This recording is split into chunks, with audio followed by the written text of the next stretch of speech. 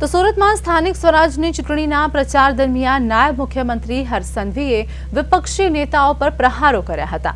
કતારગામ વેડ ખાતેના કાર્યાલય પર લોકોને સંબોધન કરતા કહ્યું કે કેટલાક લોકો સવારથી જ તેમનું નામ લીધા વગર રાજનીતિ કરી શકતા નથી, પરંતુ તેઓ આવા તત્વોને સીધા કરીને જ રહેશે।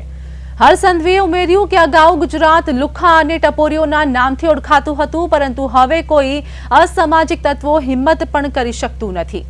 આ ઉપરાંત મલ્લિકાર્જુન ખડગે ગુજરાતીઓને ગણાવેલા નિર્શરવાળા નિવેદનને લઈને પણ તેમણે પ્રહાર કર્યા હતા।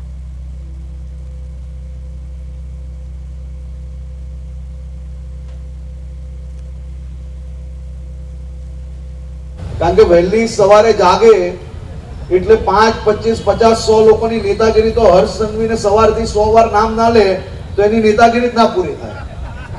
પણ મેં નક્કી કરેલું કે એક એકને સીધા કરીને રહીશ।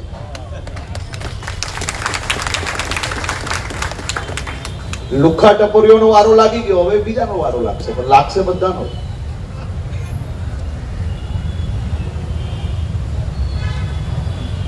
કોંગ્રેસને તો ના જાણે કોઈ બી રાજ્યની અંદર ચૂંટણી હોય તો ગુજરાત અને ગુજરાતના નાગરિકો માટે બેફામ લવારા કરવા, બેફામ બદનામી કરવી, આ જાણે કે કોંગ્રેસની સ્ટાઇલ થઈ ગઈ। કોંગ્રેસના રાષ્ટ્રીય અધ્યક્ષ કોઈ બીજા રાજ્યની ચૂંટણી પ્રચારમાં મને એમ ના ખબર પડે કે એને ગુજરાતની યાદ કેમ આવી જાય।